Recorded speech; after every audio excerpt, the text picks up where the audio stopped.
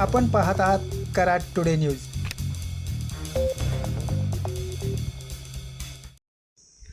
कराड विटा रोडवर सुरली घाटात ब्रेक फेल झाल्याने विट्याहून कराडकडे येणारी लक्झरी बस पलटी झाल्याची घटना आज दिनांक 30 एप्रिल रोजी सकाळी घडली आहे.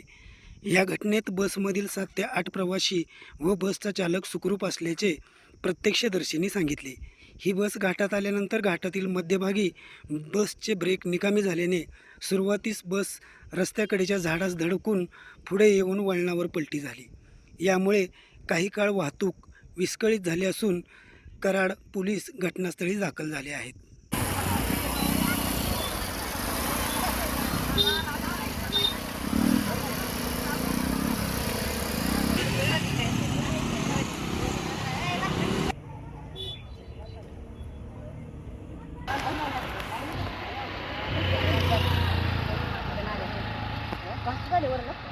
कधी